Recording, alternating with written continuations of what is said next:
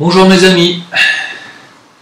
Alors j'aime bien parce que il y a certains d'entre vous qui m'écrivent mais Jim, tu te rends pas compte de la tête que t'as, il faut vraiment que tu arrêtes, il faut que tu te reposes, machin. Oui, vous êtes gentil, je suis en pleine forme. C'est ma tête quoi. Ben oui, je sais la tête que j'ai, une tête de con. Qu'est-ce que vous voulez que je vous dise? N'importe quoi, hein. Alors bon, bref. Non mais c'est peut-être parce que j'ai perdu 12 kilos que ça vous fait cet effet-là, hein. Donc effectivement, 12 kilos en moins, oui, tu rentres dans tes t-shirts de nouveau, tu perds 2 tours de taille, et puis t'as le visage qui s'amincit, t'as la peau qui se détend, donc tu fais 10 ans de plus pendant les quelques premiers mois, ça se voit ici et tout. Hein, j'en parle, je sais que tout le monde s'en fout, hein, de mes kilos. C'est juste pour les personnes qui me suivent depuis un certain temps, savent que j'ai fait une cure particulière, une cure métabolique, qui m'a permis de perdre en 6 semaines quasiment 12 kilos. Donc c'est pour ça qu'il y a des gens qui sont intéressés par la cure. Évidemment, ça fatigue un peu, ça donne des traits un peu tirés, mais ça va très bien, je suis en pleine forme, je vous assure. Hein. Voilà. Mais ma tête, c'est ma tête, hein. On ne pourra pas la changer, c'est comme ça. Je sais que ça va faire plaisir à beaucoup de gens qui ne m'aiment pas, mais j'ai une tête de con et je l'assume.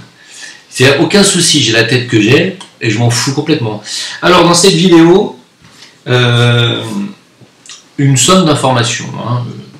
Comme ça fait longtemps que j'ai pas fait de revue de presse, on va pouvoir y aller. Alors, les trolls, ça va bon train sur ma chaîne en ce moment, vous êtes chiants, je vous le dis. Je passe plus de temps à vous bannir qu'à répondre aux questions des gens qui me posent des questions intéressantes, c'est que c'est pénible. Bref, alors on s'en fout. Allez, je vais avancer. Par rapport à ma vidéo que j'ai faite sur le réchauffement climatique, juste une petite précision. C'est qu'il y a, comme vous le savez peut-être ou peut-être pas, un colloque, alors attendez, c'est pas une colloque, c'est un colloque de scientifiques, 31 000 scientifiques, donc plusieurs prix Nobel, signent une pétition rejetant la thèse officielle du réchauffement climatique. Hein, c'est pas une connerie. Hein. 31 000 scientifiques, donc plusieurs prix Nobel, refusent la théorie officielle du réchauffement climatique. Donc, après enquête, il s'avère que, écoutez bien ce que je vais vous dire, parce que c'est exactement ce que je pense. Et c'est là où, vous voyez, quelque part, c'est bien d'avoir un peu d'intuition dans la vie, parce que vous prenez de l'avance. Alors, je vais vous lire ça vite fait. Les 31 000 scientifiques ont signé à ce jour. Donc, il n'existe aucune preuve scientifique convaincante, c'est ce qu'ils disent, hein, ces 31 000 scientifiques, aucune preuve scientifique convaincante indiquant que les émissions de dioxyde de carbone, de méthane ou d'autres gaz à effet de serre causent ou causeront, dans un avenir prévisible, un réchauffement catastrophique de l'atmosphère de la Terre ou une rupture de son climat. Aucune preuve convaincante. En outre, des preuves scientifiques substantielles montrent que l'augmentation de la concentration en dioxyde de carbone atmosphérique entraîne de nombreux effets positifs sur l'environnement de la faune et de la flore de la Terre. C'est normal, puisque le dioxyde de carbone est la nourriture des végétaux, pour ceux qui ne le savent pas. Donc, a priori, plus il y a de dioxyde de carbone dans l'atmosphère, et plus les végétaux croissent et se nourrissent. Deuxièmement, autre dogme officiel, la fonte des glaciers. Depuis 3 ans, donc encore une fois, ça s'appuie sur des observations de la NASA, etc., et sur des études. Hein. La fonte de la calotte glaciaire ne fond pas, au contraire, elle grossit, et la glace s'épaissit. L'étude constate clairement un refroidissement des eaux et non pas un réchauffement climatique. Voilà vers quoi on va. On va vers un refroidissement des eaux et non pas vers un réchauffement climatique. Parce qu'un refroidissement des eaux, et notamment des eaux douces, puisque c'est de l'eau douce qui fond, hein, qui a fondu en tout cas ces 20 dernières années, des calottes glaciaires, du permafrost aussi qui nous dit qu'ils font 70 ans plus tôt que prévu, et des glaciers, il y a eu une fonte effectivement, mais aujourd'hui ça se reforme depuis 3 ans. Il faut arrêter de dire des conneries.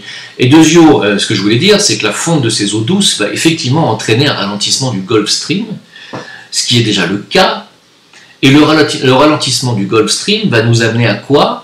Va nous amener au même climat qu'il y a en Amérique, c'est-à-dire ce climat qui les amène à avoir des températures de moins 50 l'hiver, c'est-à-dire c'est la fin du climat tempéré européen. Voilà. Donc on arrive plutôt doucement vers une ère glaciaire que vers un réchauffement. C'est exactement ce que je pense. Voilà, donc c'est un article que j'ai trouvé sur le site Europe Israel News. Ah, vous allez me dire, ah bon, tu regardes ça? Mais je regarde tout, moi. Hein, voilà, je regarde absolument tout. Donc je vous fais part de c'est quand même un collectif de 31 000 scientifiques, dont des prix Nobel. C'est pas de la gnognotte. C'est pas le genre Voilà, c'est pas le genre d'information qu'il faut prendre à la légère. C'est le genre de truc qu'il faut vraiment partager. Parce que on est en train de vous prendre pour des cons avec cette histoire. Moi, j'ai appris qu'on vous forçait à passer des contrôles techniques en France quand il y a 3 jours à 38 degrés, et qu'on vous force à mettre des pots catalytiques sur vos bagnoles. Parce que pour 3 jours à 38 degrés, hein. Tout ça, c'est pour faire du pognon. Maintenant, nous sommes le lendemain de ce 33e massacre des Gilets jaunes. On va l'appeler comme ça parce que tout le monde appelle le 33e acte. Moi, j'appelle le massacre des Gilets jaunes. C'est un massacre. Hein, c'est un massacre qui a aujourd'hui abouti sur le fait, sur une réduction considérable du nombre de Gilets jaunes dans les rues. On est passé de 300 000 à 30 000. C'est bien, ils ont réussi à dissuader les gens même d'aller dans la rue et même de porter un gilet jaune en cas d'accident ou en cas de problème de voiture. C'est-à-dire maintenant tout le monde va avoir la trouille de porter son gilet jaune. C'est devenu n'importe quoi. Hein. J'ai tellement de choses à dire sur la police là que c'est bref, alors la violence policière elle est partout. Je veux dire, il y a même Marion Cotillard qui a gueulé et qui a exigé que les autorités expliquent qu'est-ce que c'est que ces images insoutenables de militants écologistes gazés, aspergés de bombes lacrymogènes par les CRS le 28 juin à Paris, une vidéo qui a fait le tour de la toile et qui a déclenché l'indignation de l'actrice. Oui, parce que maintenant les flics ils se baladent avec des grosses bonbonnes directement. Avant c'était des petites bombes comme ça, maintenant ils ont de gros trucs. Tiens, vas-y, qui en veut? Distribution, c'est open bar. Voilà. C'est pas ce qu'il va falloir porter sur soi pour éviter de se faire gazer. Une petite idée, mais je la dirai pas. Pendant ce temps-là, la police se fait remarquer. En ce moment, je ne sais pas ce qui se passe avec la police, mais ça n'arrête pas. Hein. Alors, entre les flics qui se font arrêter pour trafic de drogue, un commandant de la DGSI qui vient de se faire incarcérer pour viol et détention de milliers d'images pédopornographie. C'est bien ça aussi.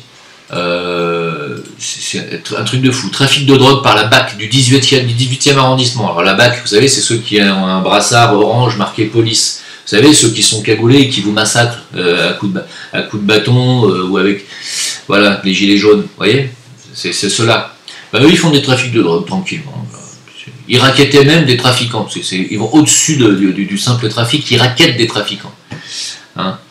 Donc c'était le patron de la DGSI antiterrorisme des Ardennes, qui a été mis en examen pour détention d'images pédopornographiques, mais maintenant il est incarcéré. C'est de mieux en mieux, hein. C'est vraiment du grand n'importe quoi. Et puis pendant ce temps-là, on a, alors paradoxalement à ça, on a un commissariat qui a été attaqué dans l'Eure, vous le savez sûrement, au cri de Allahu Akbar, sortez bande d'enculés de Français, on va tous vous cramer. Ah! Là, on a un petit souci quand même. Moi, je dis qu'on a un petit souci parce que c'est ce qu'on appelle des islamo-racailles. Donc, il existe bien des gens qui se prétendent musulmans mais qui se comportent comme des racailles, ce qui est pas possible. Normalement, n'est pas possible. On ne peut pas être musulman et racaille. Ça n'existe pas. Il va falloir choisir votre camp, les gars. C'est où vous êtes musulman ou vous êtes des racailles. Tu ne peux pas être les deux. Ça n'existe pas. C'est comme être philosophe et s'appeler BHL. Ça ne peut pas marcher. Ça ne va pas ensemble. Vous voyez, il y a des choses qui ne cohabitent pas. Mais on a quand même une catégorie, donc visiblement, d'arabo-musulmans culturels, et non pas religieux, qui assiègent à plus de 30 personnes un commissariat dans l'Eure. Bon, très bien. On en prend note. Hein. Pendant ce temps-là, soupçonné d'avoir tué avec une trentaine de coups de couteau un jeune gardien d'immeuble, un policier est interpellé. C'est de la folie. J'en apprends tous les jours. C'est incroyable. Alors, celui qui avait renversé aussi les gilets jaunes avec sa bagnole au mois de février, il s'avère que c'était aussi un policier en fuite. C'est quand même dingue. Hein. C'est dingue. Alors, je vais vous parler vite fait, un petit peu comme ça, de cette histoire d'imam de Brest. Les imams ne sont pas tous des imams radicaux, salafistes et des imams de frères musulmans. Il y a des imams qui prêchent un vrai islam pacifiste. Je ne sais pas si l'islam de Brest en faisait partie, je n'en sais rien. Je ne sais pas. Il y a un genre de testament du tueur, qui lui-même se serait suicidé derrière. Il y a son testament qui, si tu circulerais sur la toile, où il expliquerait qu'il aurait été pris en otage par des gens cagoulés qui lui auraient ordonné de tuer cet imam avant le 15 juin, enfin je sais pas, entre le 15 et le 30 juin, je sais plus. Moyennant quoi, s'il le faisait pas, c'était sa fille et ses parents et sa famille qui seraient tués. Apparemment, ça a l'air d'être du fake, mais c'est pas encore démontré. Quoi qu'il en soit, cet imam n'est pas mort. Mais il me semble que c'est l'imam qui avait quand même proclamé que ceux qui aiment la musique seront transformés en singes et en porcs, je crois. Hein? Évidemment, je ne souhaite pas la mort de cet homme. Je dis juste que, bon, c'est pas bien de souhaiter la mort des gens. Juste que je vois pas ce qu'il fait en France. En France, qui est un pays où on fête la victoire de la musique chaque année. Donc si t'es pas content, tu t'en vas. Hein. Même si la fête de la musique n'est pas une réussite, surtout à l'Élysée depuis quelques années.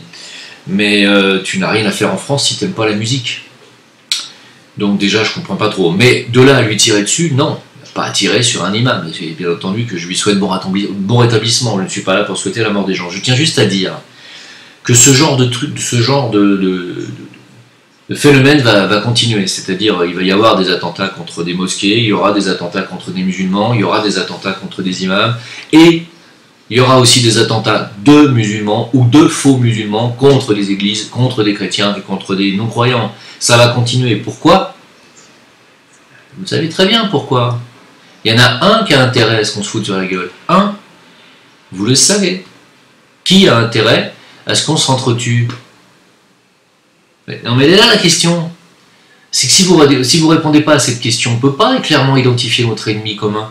Notre ennemi commun, je dis les musulmans et les chrétiens et les non-croyants, notre ennemi commun à tous, c'est pas l'islam, c'est pas la chrétienté, et c'est pas le fait d'être non-croyant. L'ennemi commun, c'est celui qui veut qu'on s'entretue, pour récupérer derrière tous les territoires, nous mettre dans des ghettos et nous faire terminer comme les Palestiniens. Ce qui est déjà le cas pour beaucoup d'arabo-musulmans qui vivent en France, ils sont déjà ghettoisés. Qui a intérêt à ça? Et je vous pose la question. Qui a intérêt à ça? Moi, souvent, on me dit, tu tapes sur les musulmans, tu tapes sur les racailles, gna gna gna, tu tapes sur les églises, tu tapes sur les cathos, mais tu dénonces jamais les responsables. Moi, je dénonce jamais les responsables. Mais je l'ai fait 250 000 fois. Maintenant, je vous dis, posez-vous la question. Qui a intérêt à ce qu'on s'entretue? Il y en a un qui a un intérêt à ça. Il y en a. Et je ne parle pas des juifs. Pour eux aussi, c'est un ennemi. On a un ennemi commun. Les musulmans, les juifs, les chrétiens, les cathos, les athées, et on a tous un ennemi commun. Cet ennemi commun, c'est le sionisme. Le talmudo-sionisme même, pour être exact. Eh oui, on peut être juif et pas être talmudiste. C'est même, à mon avis, pas possible. C'est exactement comme être racaille et musulman. Ça va pas ensemble. Si t'es juif, t'es pas talmudiste. Si t'es juif, tu suis la Torah. C'est pas pareil. Eh oui. Et donc, voilà. Voilà ce que j'ai à dire. Encore des policiers qui ont gazé, frappé des gilets jaunes qui porteraient des appareils pour raison de santé, avec des vidéos virales, bien sûr. Alors on va vous dire qu'il n'y a pas de violence policière, il n'y a pas de problème, je ne vais pas répéter 150 fois les mêmes choses. Hein. On est dans un monde de fous. Une fillette de 11 ans blessée par 2 tirs de flashball n'obtiendra pas justice, l'affaire est classée sans suite. Massacre et impunité par la police, il n'y a pas de problème. Ça s'est passé le 29 mars dernier dans le quartier de Montaigu à Melun. Une fillette avait été blessée de 2 tirs de flashball par des policiers. C'est 11 ans. Hein. Un autre témoignage d'un père de famille avec sa fille de 2 ans qui était venu se rendre à une manifestation. C'était pas une manifestation, c'était un rassemblement du Front Social à Nantes. Hein. Il y est allé avec sa gamine de 2 ans. Bon, le truc à pas faire. Hein. Voilà. Et ils se sont retrouvés à se faire matraquer, et lui avec sa fille entre les bras. Voilà. C'est un truc de dingue. Moi, je sais plus dans quel monde on vit. Et comme je vous disais, le gendarme mobile qui a percuté 4 gilets jaunes à Rouen, c'était à Rouen, vous savez, en février, qui avait pris la suite. Il y avait une personne qui avait percuté 4 gilets jaunes à Rouen avant de prendre la fuite, en février. Et bien, c'était un gendarme mobile. Voilà. C'est beau, hein. C'est beau la Suisse, hein. Je sais pas ce que vous en pensez. Ah non, on n'est pas en Suisse du tout. On est en France. On est en France. En France, le parti de Macron, le pays de Macron aujourd'hui, Macron qui, vous le savez, son parti politique qui s'appelle En Marche. Alors, je vais vous expliquer En Marche. En fait, En Marche, ils ont été financés en partie par Bayer Monsanto. C'est pour ça qu'aujourd'hui, vous avez tous du glyphosate dans les urines, hein, en France, hein, sachez-le. Alors, je vais vous expliquer le parcours de Bayer, hein, qui est un empoisonneur professionnel depuis 1863. Bayer, d'abord, il faisait de la vente d'héroïne en 1895, du Zyklon B en 1930. Je ne vous rappelle pas ce que c'est que le Zyklon B. Ils ont financé le parti nazi en 1932. Ils ont fait du trafic d'humains, achat de femmes cobayes à Auschwitz, entre autres. Ils ont vendu du sang contaminé de 1978 à 85, de l'huile frelatée en 1981, 600 morts et 2000 victimes, contraceptifs dangereux en 1985, avec effet de thrombose, allergie, saignement, dépression, pesticides tueurs d'abeilles en 2016, avec les néonicotinoïdes, et intégration de Monsanto en 2016, donc avec intégration du glyphosate, de l'agent orange et des OGM, c'était déjà le cas, et financement de En Marche en 2017-2019. Voilà. À part ça, tout va bien dans ce pays, c'est un pays magnifique. Hein, pays magnifique où la France se dirige tout droit vers un déremboursement total de l'homéopathie, vous le savez, je sais que c'est déjà fait. Hein. On va vers le tout chimique, hein, tout chimique, c'est-à-dire tout ce qui au final... tout ce qui nous oppose, nous les thérapeutes holistiques, c'est-à-dire les thérapeutes qui prennent dans leur ensemble l'entièreté de l'être humain, c'est-à-dire pas seulement son corps physique, mais son émotionnel, son affectif, sa vitalité bien entendu, c'est-à-dire son corps vital, et puis son corps mental, c'est-à-dire ce qui se passe au niveau de la boîte à pouls là-haut. C'est ça, les guérisseurs ou les thérapeutes holistiques sont des gens qui prennent tout l'humain dans tout son ensemble. L'être humain n'est pas qu'un corps de chair qui se décompose après la mort. Non, l'être humain est bien plus que ça. Il est un être conscient, qui réfléchit, qui ressent, qui souffre, et bien entendu qui a de la vitalité dans un corps de chair qui n'est qu'un véhicule. C'est ça, c'est comme ça que nous on voit les choses. Donc donner des médicaments, des médicaments pour booster la voiture, pour booster le véhicule, c'est pas fait pour ça. On a un bio-organisme, c'est pas une bagnole en métal qu'on a. Notre véhicule, il n'est pas fait de métal. C'est pas un moteur dont on peut changer le carburateur quand on veut, non. C'est une fabuleuse machine vivante. C'est un bio-organisme qui, effectivement, a un microcosme et il est composé de cellules et de bactéries. Et tout ce petit monde-là est vivant. C'est pas un petit monde fait simplement de cellules qui se régénèrent et qui meurent au bout de 12 fois. Non, non. Non, non, c'est beaucoup plus que ça. Hein. On a des cellules souches qui régénèrent, etc., certaines parties de nos organes et de notre corps, et on a une machine extraordinaire, et on n'est pas seulement un véhicule physique, on est aussi des êtres qui ressentons des émotions, des sentiments supérieurs, capables de sentiments très supérieurs, et la médecine ne prend pas ça en considération, très rarement, et certainement pas dans les hôpitaux psychiatriques, encore moins dans les hôpitaux tout court. Hein. Et on va vers le tout chimique, eh oui. On est en train de perdre toute notion divine et toute notion holistique de l'homme. On est en train de vous considérer comme du bétail, car les animaux ne sont pas mieux considérés par ces mêmes humains là qui nous vendent du tout chimique que vous-même. Vous êtes considérés au même rang que les animaux d'expérimentation de laboratoire. C'est ni plus ni moins. Pour eux, votre vie ne vaut rien. Sachez-le. Même si on vous fait croire que... il faut que vous, absolument, que vous viviez le plus longtemps possible au nom de la science, au nom de la recherche. Il faut vivre vieux, même avec Alzheimer depuis 30 ans, vous devez vivre le plus longtemps possible. Et paradoxalement à ça, on vous dit oui, mais par contre, vous devez avoir droit à l'euthanasie. Mais par contre, paradoxalement à ça, il faut payer quand même la sécurité sociale, qui est totalement déficitaire, puisqu'évidemment, on prend dans la caisse de la sécurité sociale pour payer les 100% d'endettement de la dette. Je vais y revenir. Pour pouvoir payer la dette, il faut prendre l'argent des Français. L'argent des Français, on le prend déjà dans pas mal de taxes, on le prend déjà dans beaucoup de taxes et d'impôts, et on va continuer à s'attaquer à votre patrimoine, vous le savez. Alors la taxe d'habitation, nous dit-on, va être supprimée, mais elle va être remplacée par le doublement de la taxe foncière, et bien entendu l'augmentation des loyers qui vont s'en suivre. On va vous mettre à poil pour payer cette dette. Cette dette a déjà été payée, elle est payée tout le temps par les intérêts. On ne la rembourse pas, elle grimpe, mais on la paye la dette. Ne croyez surtout pas que vous ne la payez pas, vous la payez. Sauf que cette dette, c'est une escroquerie. Juste 2 minutes, quand on va parler un petit peu de la crypto-monnaie, que vous me dites que c'est une escroquerie. Tout le système bancaire, financier est une escroquerie. Ça fait, je ne sais pas quel âge vous avez les uns les autres, mais si vous avez entre 20 et 70 ans, 80 ans, je ne sais pas, ça fait depuis cet âge-là, depuis 5 ans pour certains, 2 ans pour d'autres, et puis 60 ans pour d'autres, que vous mettez votre argent dans une banque qui est une escroquerie. Alors quand vous me parlez de la crypto-monnaie qui est une escroquerie, sachez que toute la bourse est une escroquerie, que tout le système spéculatif est une escroquerie. Et ça, vous ne l'avez pas compris encore. Vous ne comprenez pas que vous êtes déjà esclave d'un système boursier, banquier, qui est déjà une escroquerie. Parce que comme je vous l'ai déjà expliqué, quand vous mettez votre argent dans une banque, ils prennent cet argent-là. Vous croyez qu'ils le laissent dans un coffre?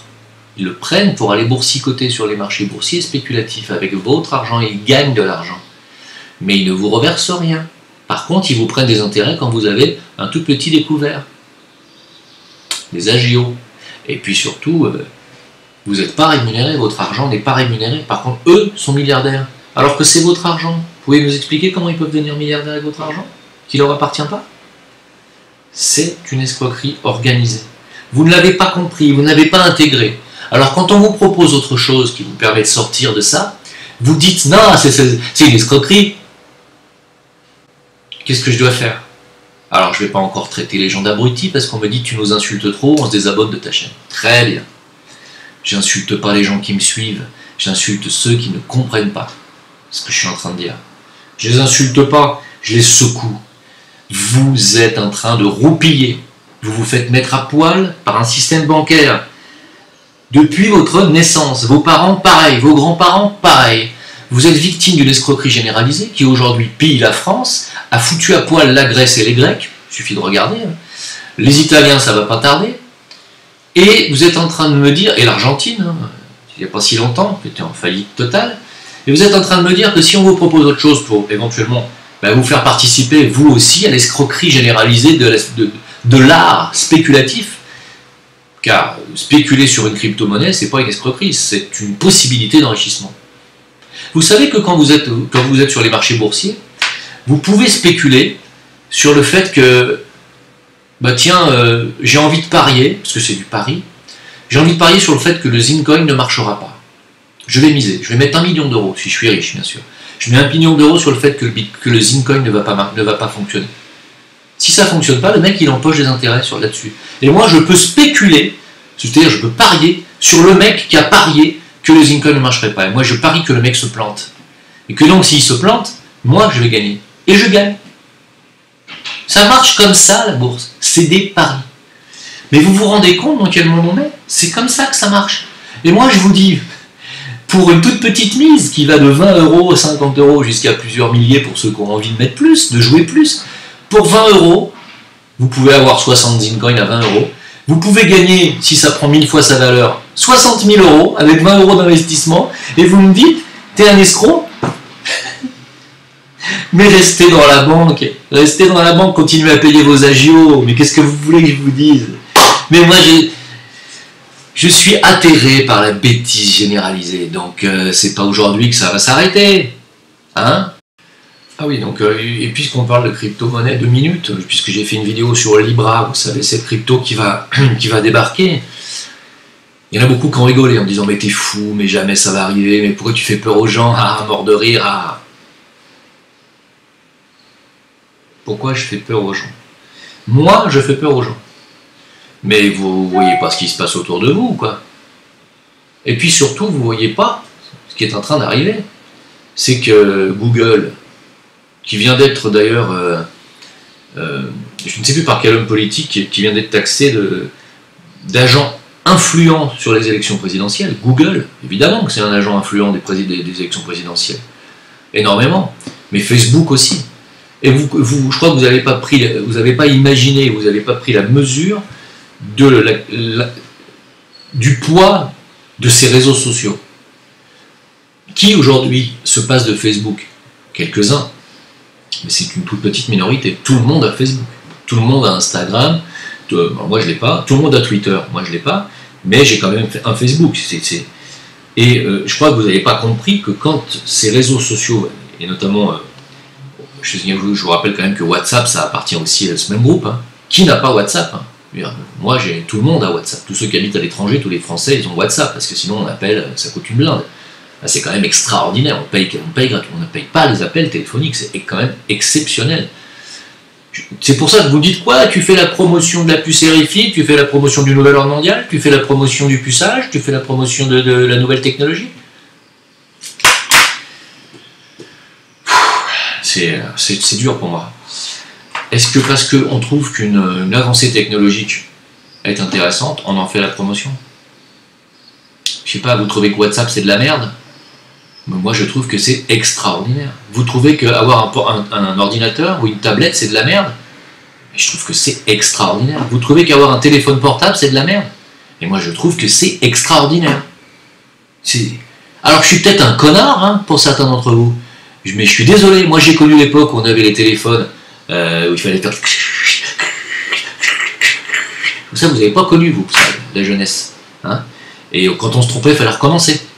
Hein, et il y avait juste avant moi, quand je suis né, il fallait faire tic tic tic tic tic tic. Vous avez un opérateur, oui, allô, oui, vous voulez qui? Et c'est quelqu'un qui faisait le numéro, un standard, qui faisait le numéro à votre place et qui vous mettait en relation avec la personne et vous aviez un vieux téléphone tout pourri en plastique avec il n'y avait même pas de cadran dessus. Ça vous n'avez pas connu non plus. Hein, aujourd'hui, vous avez des téléphones portables dans les écoles à l'âge de 8 ans, allô maman, je vais mal, j'ai mal au genou. Et vous trouvez que c'est pas génial? Évidemment que c'est génial. C'est génial. Et d'ailleurs, j'en rêvais quand j'étais petit. Je rêvais, comme dans Cosmos 99, je me disais, est-ce qu'un jour on va avoir des petites télés qu'ils avaient là? Vous avez des petites télés noir et blanc pour se voir comme ça. Je disais, est-ce qu'on aura ça un jour? C'est extraordinaire. Je trouve ça fabuleux, moi, la technologie. Bien sûr. Mais, il ne faut pas qu'on en soit esclave. Il faut qu'elle nous serve, la technologie. Demain, vous trouvez que la banque, c'est pas... Vous trouvez que c'est pas... Aujourd'hui, c'est pas handicapant, la banque. Vous voulez retirer plus de 1000 euros, vous ne pouvez pas, mais vous trouvez ça pas handicapant, vous. Ça ne vous gêne pas. Vous voulez envoyer un mandat de 2000 euros à quelqu'un qui habite à l'étranger, vous ne pouvez pas, ça ne vous gêne pas. Demain, tout ça, c'est fini. Et vous trouvez que moi, je fais la promotion du nouvel ordre mondial.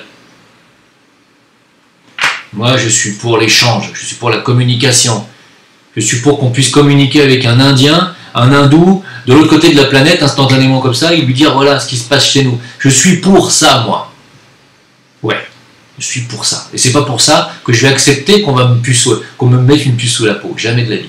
Ou qu'on me considère comme du bétail, ou qu'on me moutonise. Sûrement pas.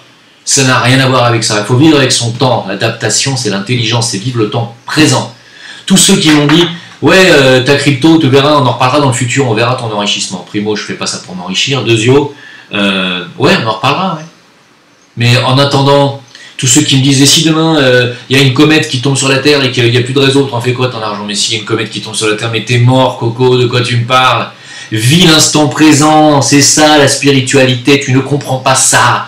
C'est vivre maintenant, aujourd'hui, incarné, là, dans l'instant présent. C'est pas se projeter dans un futur hypothétique qui n'arrivera jamais.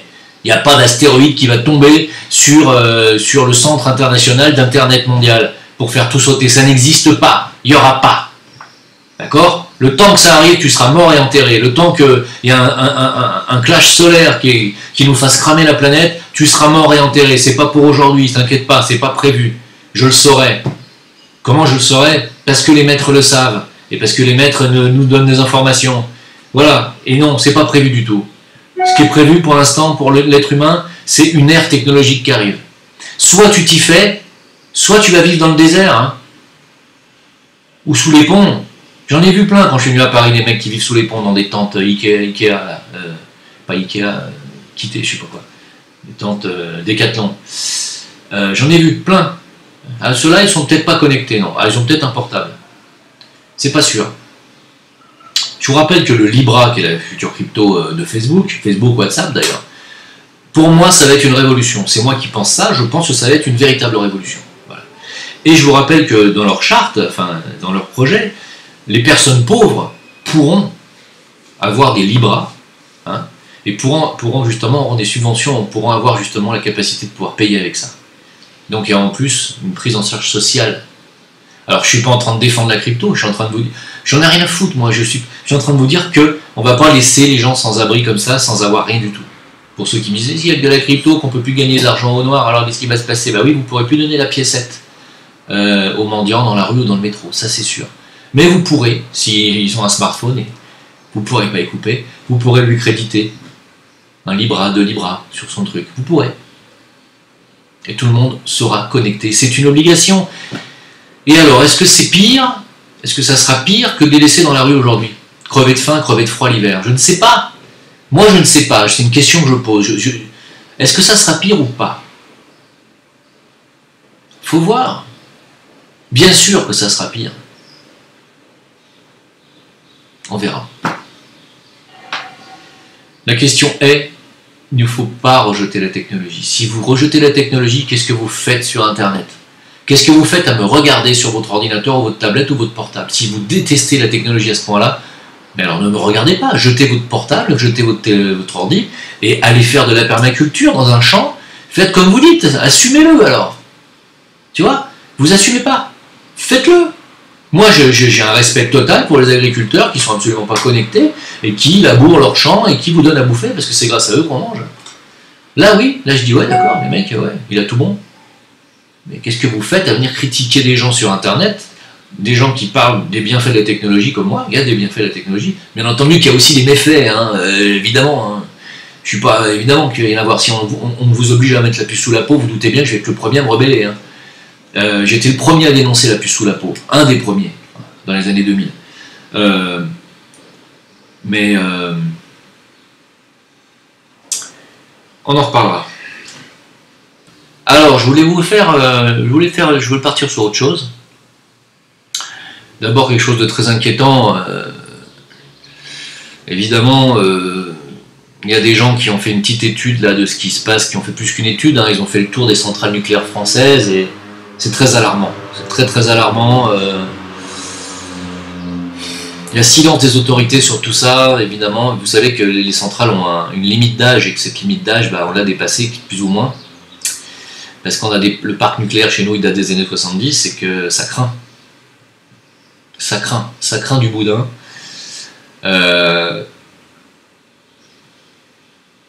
Pour eux, pour l'étude qu'ils ont faite, la situation est plus qu'inquiétante, elle est catastrophique. Je vous en fais part. C'est vrai que personne n'en a parlé dans les médias, mais lors du massacre 32 des Gilets jaunes, c'est-à-dire l'acte 32, le massacre 32 des Gilets jaunes, les militaires avaient rejoint les Gilets jaunes à Lyon. C'était des militaires en treillis, hein, ils n'étaient pas en civil, alors ils n'étaient pas hyper nombreux, mais quand même, il y a des militaires qui ont rejoint les Gilets jaunes. Il faut quand même le souligner, c'est important de le dire, je pense. Oui, je pense que c'est important de le dire. Alors, Poutine vient de dénoncer les doctrines LGBT imposées en Occident. Pour lui, il y a une élite qui impose aux gens, aux Occidentaux, donc à vous, à moi, des doctrines pro-LGBT qui sont plus que douteuses pour Vladimir Poutine et qui ne sont plus du ressort de la liberté sexuelle, qui sont de la propagande. Et de la propagande qui est une propagande pas dangereuse, mais inquiétante. Je vais vous montrer une photo, là vous me direz si c'est pas inquiétant. Moi je trouve que ça l'est.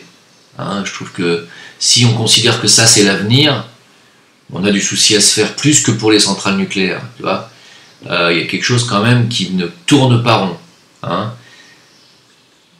Je vous renvoie à cet élève des États-Unis d'une école américaine qui avait été renvoyé de sa classe par le prof parce qu'il disait qu'il n'existait pas plusieurs genres, mais qu'il n'en existe que deux, femmes et hommes, mâles et femelles, et que tout le reste n'est que pure spéculation et pure imagination humaine et déviation. Il avait été dégagé de sa classe en disant que c'est une école inclusive, c'est-à-dire qui vous impose une doctrine, et que donc s'il avait des opinions de ce genre, il fallait qu'il les garde pour chez lui, mais il n'avait pas le droit de les dire en classe.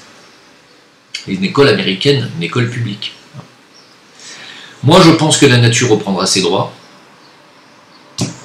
Je pense que tout ceci n'est que déviation et que ça ne peut pas durer comme ça. Donc il n'y a pas lieu vraiment de s'inquiéter, c'est pas bien grave, c'est pas bien grave.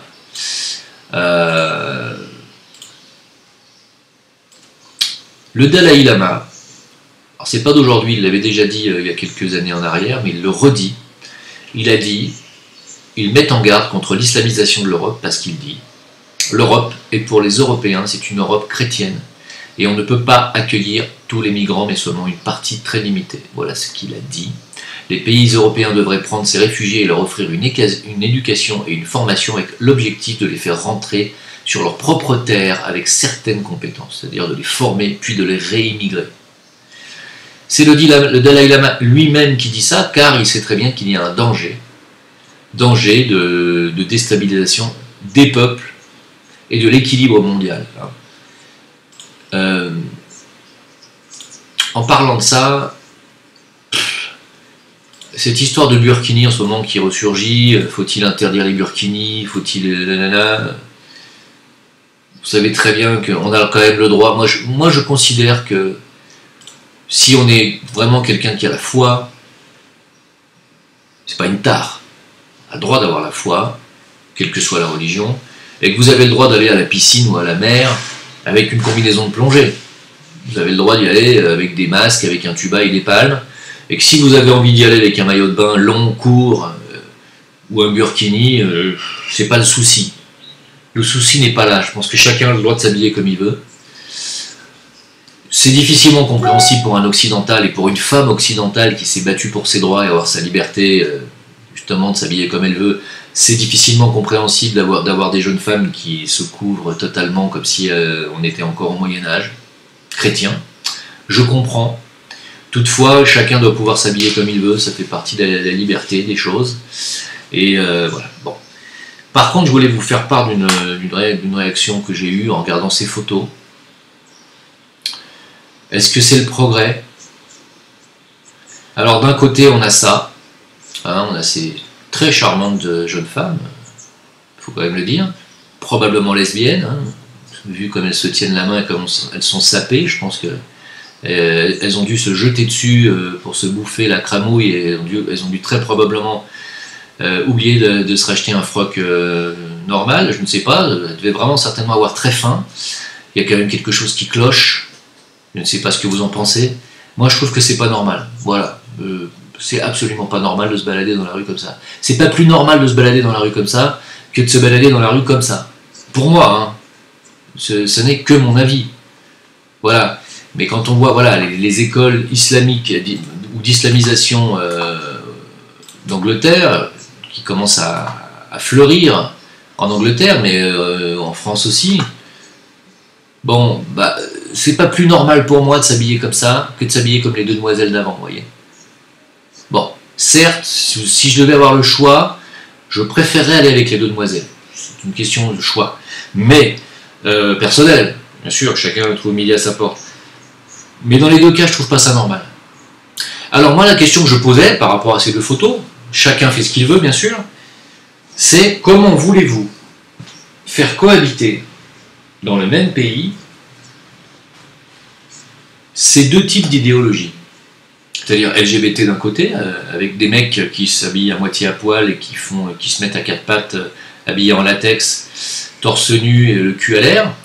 Les deux demoiselles qui ont le slip déchiré, déchiqueté, en se tenant la main.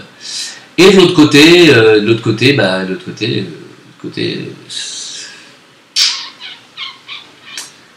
je sais pas comment décrire ça en fait.